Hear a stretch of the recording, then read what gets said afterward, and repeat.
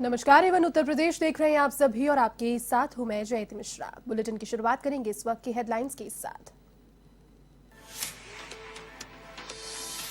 मुख्यमंत्री योगी रहे अंबेडकर नगर और सुल्तानपुर के दौरे पर। अंबेडकर नगर को दी 3.5 अरब की परियोजनाओं की सौगात। तो वहीं सुल्तानपुर में किया मेडिकल कॉलेज का शिलान्यास। विपक्ष और माफियाओं पर साधा निशाना।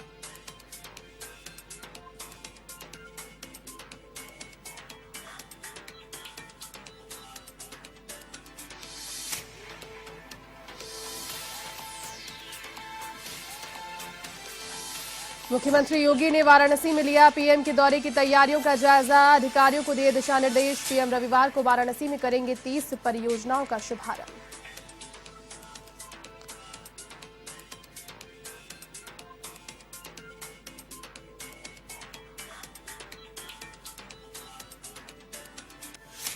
यूपी में कांग्रेस की प्रतिज्ञा यात्रा शुरू। बाराबंकी से प्रियंका गांधी ने किया प्रतिज्ञा यात्रा को रवाना। यात्रा के दौरान धान के खेत में ग्रामीण महिलाओं से बातचीत कर जाना उनका हाल।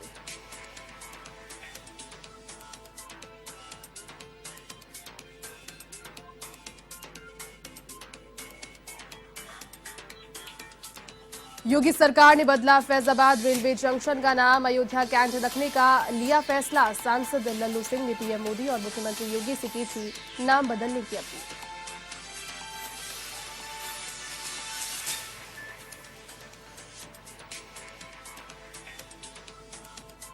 यूपी के लखीमपुर खीरी में बाढ़ से कोहराम। जिले के कई गांव पूरी तरह से जलमग्न। इंसानी जिंदगियों पर मंडराए खतरे के बादल।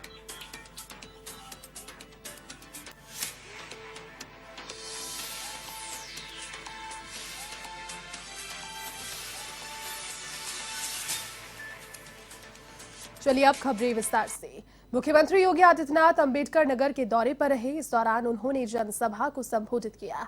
उन्होंने जिले को लगभग 3.5 अरब की परियोजनाओं की सौगात दी है, जिसमें कुल 99 परियोजनाओं का लोकार्पण और शिलान्यास किया है। जनसभा में अपने संबोधन के दौरान मुख्यमंत्री ने जमकर विपक्ष पर निशाना साधा। उन्होंने कहा कि यूपी की तस्वीर भाजपा के काल में बदली है। पहले प्रदेश को दंगा प्रदेश के नाम से जाना जाता था, लेकिन अब स्थितियां बदल गई है। तो वहीं उन्होंने यूपी के विकास को लेकर भी प्रतिबद्धता जताई।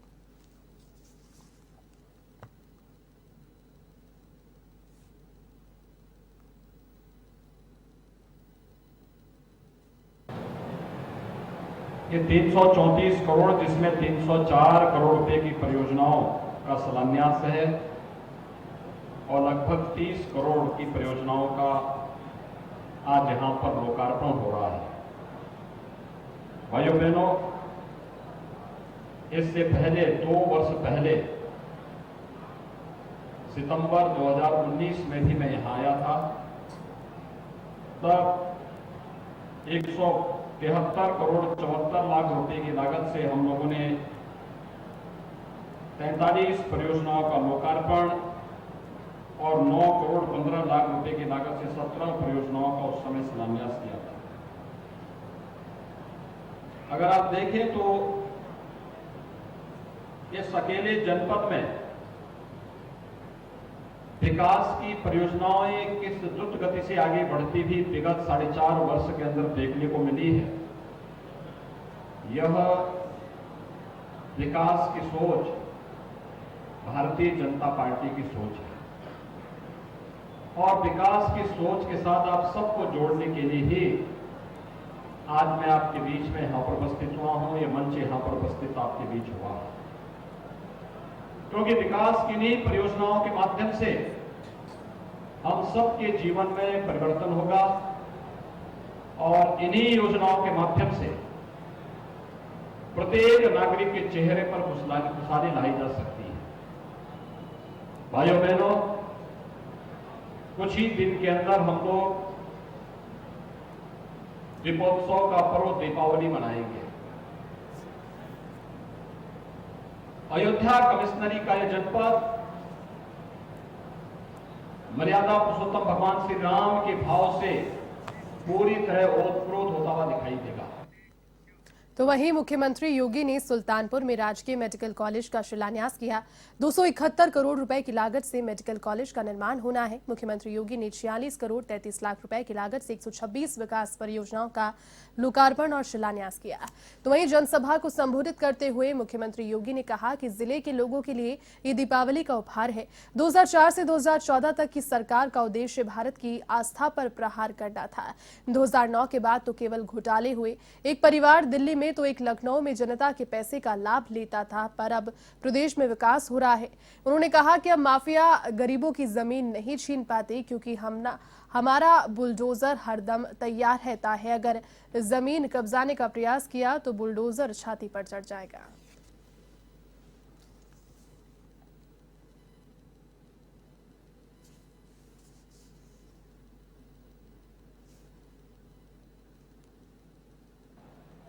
जनपद सुल्तानपुर और इसौली विधानसभा क्षेत्र से जुड़े हुए सभी भाइयों बहनों, एक साथ 307 करोड़ रुपए से अधिक की परियोजनाओं का लोकार्पण और शिलान्यास का कार्यक्रम भी यहां पर संपन्न हुआ है। मैं इसके लिए मंच पर उपस्थित अपने माननीय जनप्रतिनिधियों को और आप सभी सुल्तानपुर वासियों को हृदय से मैं बधाई देता हूं। आप सबके प्रति अपनी शुभकामनाएं व्यक्त करता हूं। भाइयों बहनों, ये परियोजनाएं, ये लोकार्पण और शिलान्यास इस जनपद को दीपावली का एक उपहार है। दीपावली को अयोध्या में भव्य दीपोत्सव का कार्यक्रम होगा और उस कार्यक्रम में हम सब भी सहभागी बन सकें। हर व्यक्ति अपने अपने घर में मिट्टी के दीपक जला सकें। मर्यादा पुरुषोत्तम भगवान श्री राम आज से हजारों वर्ष पहले राम राज्य की स्थापना के लिए पूरे देश के अंदर जिस प्रकार की भूमिका तैयार करने के उपरांत उनका अयोध्या आगमन हुआ था, उन स्मृतियों को स्मरण करते हुए हर भारतवासी हर्ष और उमंग के साथ, उत्साह के साथ इस आयोजन के साथ जुड़ सके, इसी के लिए आज मैं आपके पास आया हूं। यह मंच आपके पास आया है कि जनपद सुल्तानपुर में भी उनका अपना अत्याधुनिक मेडिकल कॉलेज हो, और मेडिकल कॉलेज का उपहार देने के लिए आज हम विशेष रूप से आपके पास आए हैं। इसके लिए हमारे जनप्रतिनिधियों को परिश्रम करना पड़ा, मेहनत करनी पड़ी। माननीय सांसद जी को, हमारे चारों विधायकों को, संगठन के पदाधिकारियों को, और उनके परिश्रम का परिणाम था कि प्रधानमंत्री जी के अनुकंपा से केंद्र और राज्य सरकार मिलकर के आपके सुल्तानपुर में भी एक नया मेडिकल कॉलेज दे रहे हैं। इस मेडिकल कॉलेज के लिए मैं आप सबको हृदय से बधाई देता हूं, आप सबके प्रति अपनी शुभकामनाएं देता हूं। के 25 अक्टूबर के प्रस्तावित कार्यक्रम की तैयारियों को परखने के लिए मुख्यमंत्री योगी आदित्यनाथ वाराणसी पहुंचे। मुख्यमंत्री योगी ने पीएम मोदी की सभा के लिए पांडाल, मंच समेत हेलीपैड का निरीक्षण कर तैयारियों का जायजा लिया, अधिकारियों से संबंधित जानकारी ली और कई निर्देश दिए। मौके पर भाजपा प्रदेश अध्यक्ष स्वतंत्र देव सिंह समेत कई नेता और पुलिस अधिकारी उपस्थित रहे। आपको बता दें कि पीएम मोदी रविवार को वाराणसी के दौरे पर रहेंगे और 30 परियोजनाओं का शिलान्यास भी करेंगे।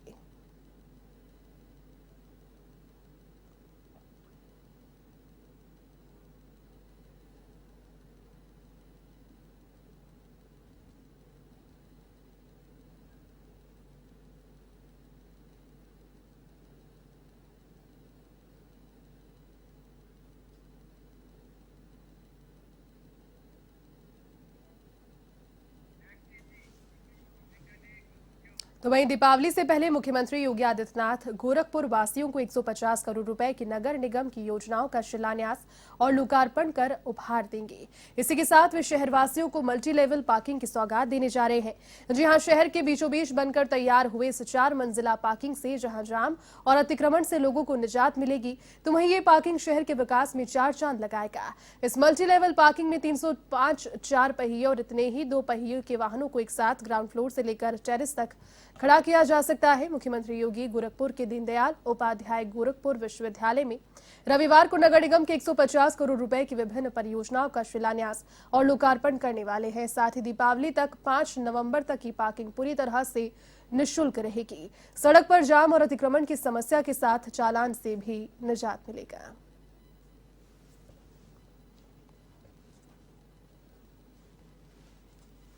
305 4 व्हीलर खड़े होने का प्राविधान है। शुरू में ग्राउंड फ्लोर से लेकर 3rd फ्लोर तक कमर्शियल का प्राविधान है। पार्शली कमर्शियल होगा। उसके बाद ऊपर जो है 3 फ्लोर तक का पूरी पार्किंग होगी। सर, कितने करोड़ की परियोजना है ये? लगभग 38 करोड़ की परियोजना है, जिसमें कमर्शियल भी शामिल है।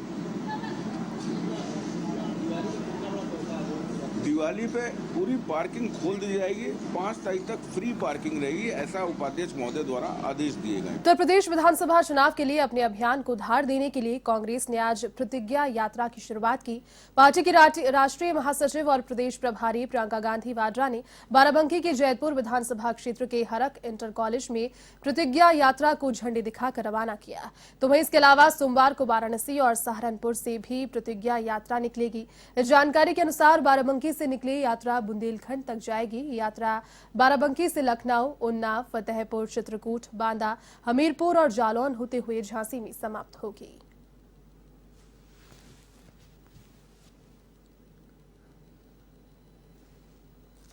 कांग्रेस पार्टी की जो प्रतिज्ञाएं हैं उनके बारे में आपको यहाँ पे बताने के लिए आई हूँ, क्योंकि यहाँ से एक यात्रा शुरू हो रही है जो 10 दिन के लिए पूरे उत्तर प्रदेश में हमारे जितने भी नेतागण हैं वे 4 अलग यात्राएं निकालेंगे, जिसमें से 3 की शुरुआत आज है। एक यहाँ बाराबंकी से निकलेगी। तो उसका शुरुआत करने के लिए मैं यहाँ आई हूँ और आप सबको कहने के लिए कि हमारी कौन सी प्रतिज्ञाएं हैं। तो हमारी पहली प्रतिज्ञा, टिकटों में महिलाओं को 40% हिस्सेदारी, लड़कियों को, छात्राओं को स्मार्टफोन और स्कूटी। दूसरी प्रतिज्ञा, किसानों का पूरा कर्जा माफ होगा। तीसरी प्रतिज्ञा, 2500 में गेहूं धान, 400 पाएगा गन्ना किसान। चौथी प्रतिज्ञा, बिजली बिल सबका हाफ, कोरोना काल का बकाया साफ। पांचवी प्रतिज्ञा, दूर करेंगे कोरोना की आर्थिक मार, परिवार को देंगे 25,000। आखिरी प्रतिज्ञा, 20 लाख को सरकारी रोजगार। तो वहीं प्रतिज्ञा यात्रा को रवाना करने से पहले कांग्रेस महासचिव प्रियंका गांधी ने रास्ते में सरेपुर गांव में धान की खेती में काम करती महिलाओं को देखकर अपना काफिला रुका लिया। वे खेत में काम करने वाली महिलाओं के पास पहुंची और उनसे बातचीत कर उनका हालचाल जाना। इस दौरान उन्होंने काफी देर तक महिलाओं से बातचीत की। तो वहीं महिलाओं ने उन्हें आलू का पराठा भी खिलाया। इस दौरान प्रियंका ने महिलाओं को बताया कि इस बार कांग्रेस यूपी चुनाव में 40% महिला उम्मीदवारों को टिकट देगी, जिससे महिलाएं राजनीति में आए और आगे बढ़ें।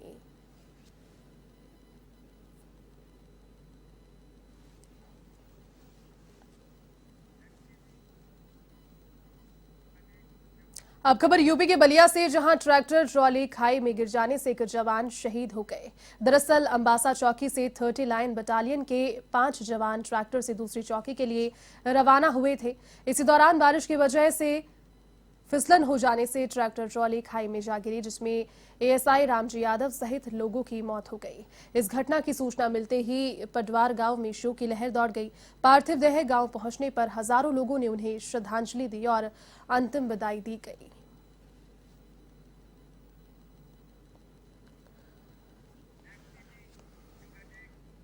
नौतनवा उप जिलाधिकारी राम सजीवन मौर्य की अगुवाई में मुखबिर की सूचना पर एसएसबी और टूटीबारी थाने की संयुक्त छापेमारी पुलिस के द्वारा की गई। राजाबारी गांव में 180 बोरी विदेशी मटर जब्त किए गए और कस्टम को सौंप दिया गया।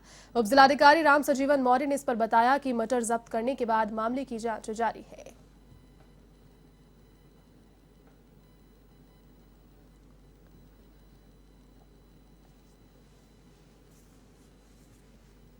मुखबिर से सूचना मिली थी कि राजाबारी गांव में कई घरों में विदेशी मटर डंप की गई है। उसी सूचना पर एसएसबी और थाना टूटीबारी के साथ संयुक्त रूप से छापेमारी की गई, जिसमें 6 घरों से 180 बोरी 25-25 किलो की बोरियां बरामद की गई और बरामद करके कस्टम टूटीबारी को सौंपी गई। सिद्धार्थनगर जिले के सदर थाना क्षेत्र में पुलिस और एसओजी की टीम ने एक अंतर्राष्ट्रीय तस्कर को 10 लाख रुपए मूल्य की चरस के साथ गिरफ्तार करने में सफलता हासिल की है। जी हां, गिरफ्तार तस्कर के खिलाफ कई थानों में लूट, हत्या, डकैती और चोरी समेत कई मुकदमे दर्ज हैं। इस पर 25,000 रुपए का इनाम भी था। तो वहीं ये जिले के टॉप 10 अपराधियों में आता था। बदमाश के पास से अवैध हथियार भी बरामद हुए हैं। कार्रवाई करने वाली पुलिस की टीम को एसपी ने 10,000 रुपए का नगद इनाम भी दिया।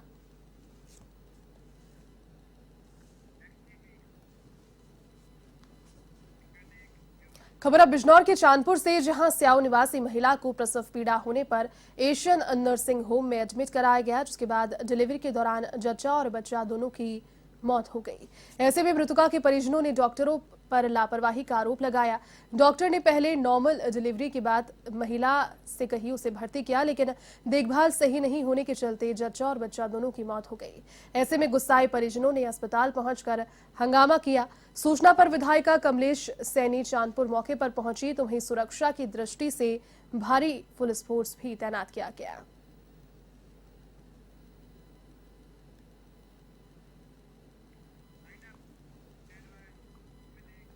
चलिए, इस बुलेटिन में फिलहाल के लिए बस इतना ही। देश और दुनिया की तमाम बड़ी खबरों को देखने के लिए आप देखते रहिए A1 टीवी। नमस्कार।